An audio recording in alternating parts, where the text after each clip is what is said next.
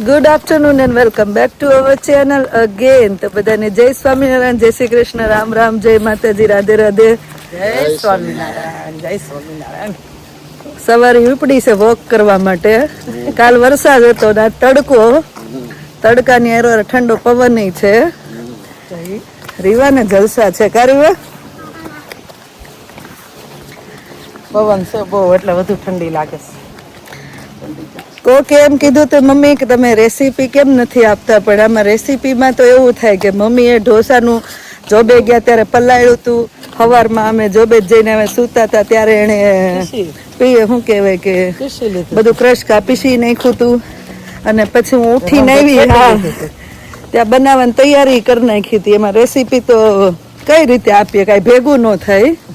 એ લોકોને કીધું મારો ફોન અહીંયા જ પડ્યો હોય, પણ બે જણા જોઈએ. એક જણું જયારે કામ કરતું હોય ત્યારે બીજો જણું વિડીયો ઉતારવા વાળું હોવું જોઈએ ને. એમાં રેસીપી કઈ રીતે ભેગી કરવી? ઢોસા તો બધાને આવડતા જ હોય ત્યારે. હે, કોઈ નહીં આવડતું હોય પણ પાથરવાનું બધાને ન આવડતું હોય ને. પાથરવાનું એવું બધાને આવડી ગયું. જેવા થાય એવા એક પેપર આ ઉછલા. બેંગ્લોર થી કોઈ કમેન્ટ કરી છે કે ઢોસાનું તમે પીશો ને ત્યારે અંદર લગભગ એને એવું કીધું છે તુવેરની દાળ અને સણાની દાળ હોય. આપણે સણાની દાળ, મેથી અને અડદની દાળ અને નહીં, તુવેરની દાળ થોડીક. તુવેર લગભગ કીધું છે કે નાખવી તો કલર સારો આપણે વ્હાઈટ થાય ને ઢોસા એવા નહીં, થોડોક આમ ખબર આમ ગોલ્ડન કલર ઉપર કલર આવે. એ મેથી નાખવી ને એટલે કલર જો ને આપણે નતા આમ રાઉન્ડ થતા જતા કાળા પીળા. પણ નેક્સ્ટ ટાઈમ ટ્રાય કરવી ત્યારે થોડીક મેં નાખી જોવાય આપણે તુવેર. તુવેર દાળ આ પ્રકારે નહીં થાય કે આપણે ચણાની દાળ, અડદની દાળ ને મેથી સમસે. ઉભા રહો તો કમેન્ટ ચેક કરી લો હું કીધું છે. તો બેંગ્લોર થી જોવે છે અને એને તુવેરની દાળ ને મેથી જ કીધું છે. તો વાંધો ને આપણે આવતી ફેરું બનાવશો ને તો તુવેરની દાળ નાખી જાવ. ટ્રાય કરશું. ગોલ્ડન પહેલેથી ચણાની દાળ ને મેથી નાખવી અને ચણાની દાળ આપણે પલાળતા ભૂલી ગયા હોય ને પછી પીસવી ન હોય ને એવું હોય ને તો બે ત્રણ લોટ નાખી દેવાનો. એમ લોટ નાખી દેતી આમ અંદાજે, કઈ માપ બાપ નહીં. ચોખા વધુ નાખવાના. હું કેવું છે રીવા બેન? ડોગી કરે તમે ડોગી ગોઠે એવું બધું પૂછે રાખે આપણને. અરે ઓલે કેનાલમાં ડોગી હતો ને તે. તમને ગમે ડોગી એમ રીવા? તો હું લેવો છે આપણે એમ નહીં કે એમ તો પછી બે કઈ છે બહુ. ડોગી ના ચવશું તમને.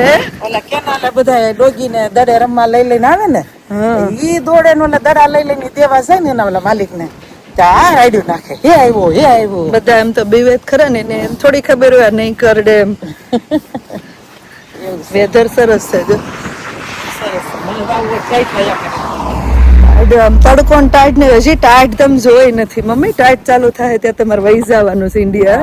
હું એમ જ કીધું આ છોકરી કહેતી છે ને કે બા વણ મોટું સમર છે, નતર અત્યારે ઠંડી પડવા મળી હોય ને અંધારું થવા મળ્યું હોય. મેં સારું હોય મહિનો દી ન પડે ત્યાં ભઈ જાય. હા, તો તમને ખબર પડે કેવી ઠંડી છે એમ. આવજો. તો દાદા જાય છે રીવાન લઈને પાર્કમાં. જય સ્વામિનારાયણ.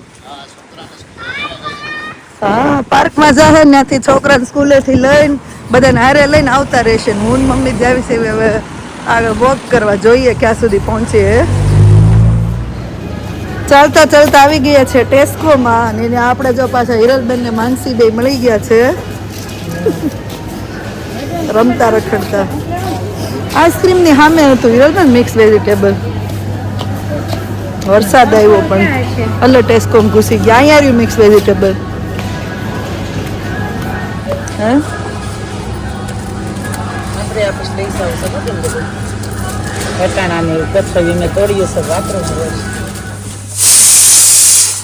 મામા તમે શું કરો છો? જો અમે આવી ગયા. અમે ઓન બાબે હાલવા ગયા હતા ત્યાંથી ટેસ્કોમાં જ્યાં વરસાદ આવ્યો ત્યાં આવી ગયા અને ઘરે આવ્યા. તમે બધા ભણીને આવ્યા હતા.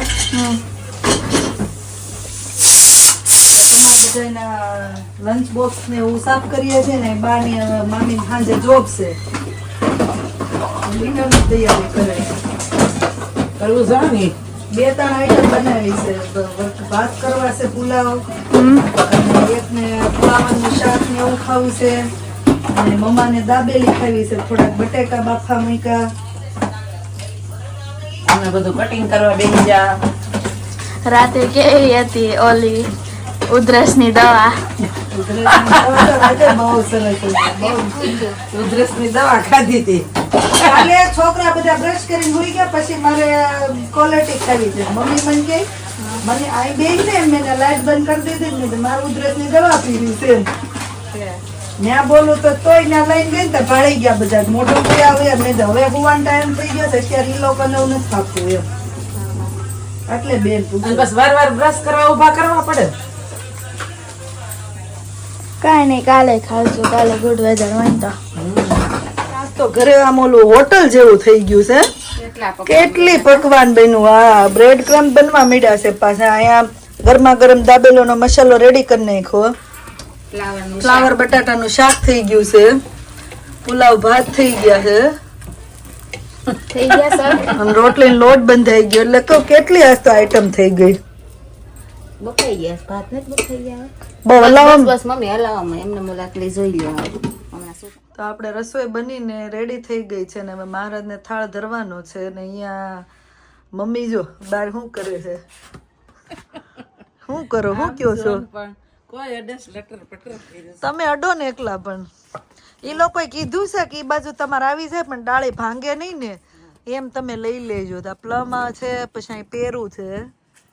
સબ ખરા નામ લગાવું કોઈ અડે આમ જોત ખરા નીચે પથરો છે. એપલ લઈ જો. એ લોકોએ કીધું જ પણ તમારે દાળ ભાંગવી ન જોઈએ નહીં. છેલ્લે પાછી એક આઈટમ બની ગઈ. મમ્મી તઈ હું બનાવ્યું મસ્તી રોટલી શાક.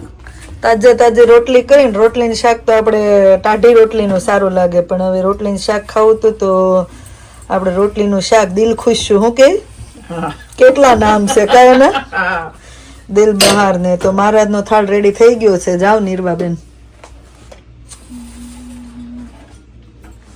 આજ તો મારો આખો અડધો દિવસ તો ટેસ્કોમાં જ ગયો. આશીષ હું ને મમ્મી હાલતા આવ્યા. વરસાદ આવ્યો ને તો કીધું હાલો ટેસ્કોમાં જતા રહીએ. ઊભું રહેવાનું ક્યાંય હોય નહીં. તો અંદર આવ્યા. ધીરલબેન ને માનસી ની હતા ટાટા માર્યા એની હારે.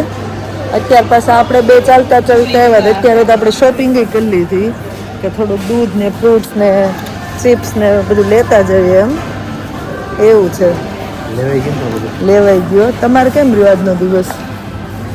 અમારે તો વી ગયો ટાઈમ પાએગા. મમ્મીને ફોન કર્યો તો ઇન્ડિયા પપ્પાને પૂછતા હતા કે કેમ છે તમને શોલ્ડર પેઇન રક્ત થઈ ગયું. હે સારું છે. માનસી કયા ગામની છે મમ્મી? વાશાળી. કોકની કમેન્ટ છે માનસી કયા ગામની છે? વાશાળી ના છે. વાશાળીના છે. પણ આમ સુરત રહે છે મમ્મી પપ્પાની બધાય. આમ ઇન્ડિયા વાશાળી દેશમાં ગામ.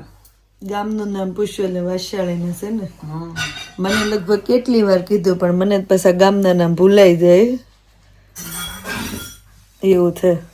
કોક એમ કે તમારું ઘર કેટલું મેસી એટલે આમ અસ્તવ્યસ્ત પડ્યું હોય પણ 4 છોકરાને ઘર નાનું હોય તો આમથી આમ બધા આટા મારતા હોય. આપણે મૂક્યું હોય અને આ થોડા મોટા મોટા બંગલા છે બધા બધું એમ જ હોય ને. હરખું કરીને જ કર્યું હોય. છોકરા આવે એટલે આમથી આમ કરી નાખે. એવું છે બધું. ફર્નિચર ન હોય ને તારે બધું અંદર મેક દેવી હોય છે ને મોટા મોટા ઘર હોય ને હોય બધું. તમારે ન હોય તે પછી બહાર જ મેકવું પડે ને બધું. તમે ઢોસાને બધા બહુ વખાણ કરે છે એમ કે બા ઇન્ડિયા વહી આવશે ને પછી તમને ગમશે ને એમ કે છે બધા. જમાડવું જ પડે ને અમને છોકરાને બધાને વાંધો આવશે કા. એને હા એ તો થોડાક દેવું લાગે પછી મળશે ગમવા. એટલે કહો અમને છોકરાને બધાને એમ થશે.